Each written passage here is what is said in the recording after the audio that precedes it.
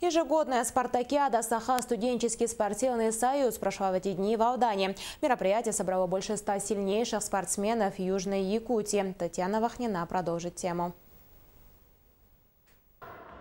В спортзале Алданского политехнического техникума накал страстей не ослабевает. В соревнованиях по волейболу сошлись сильнейшие спортсмены – студенты среднеспециальных учебных заведений Южной Якутии. Мое настроение, обидно то, что проиграли первую игру. И волнительно, это эмоции, их не описать. Уходящая неделя в Алданском политехникуме стала весьма насыщенной. Здесь состоялась ежегодная спартакиада «Саха» студенческий спортивный союз.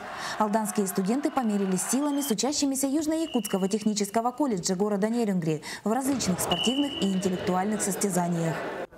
Спартакиада традиционная. Она направлена на формирование у студентов и молодежи здорового образа жизни, сплочение студентов между городом Алданом и Нерюнгри. Спартакиада 2016-го собрала на алданской земле порядка 130 студентов. Болельщики были напряжены не меньше участников. Стоит отметить, что желающих людей посмотреть и себя показать насчитывалось гораздо больше. Однако количество членов команд, к сожалению, ограничено. Всего в соревнованиях по заявке принимает 139 спортсменов. Будут соревноваться в течение 2 дней в 6 видах спорта. Это мужской и женский волейбол, мужской и женский мини-футбол, национальные прыжки, настольный теннис и шахматы и шашки.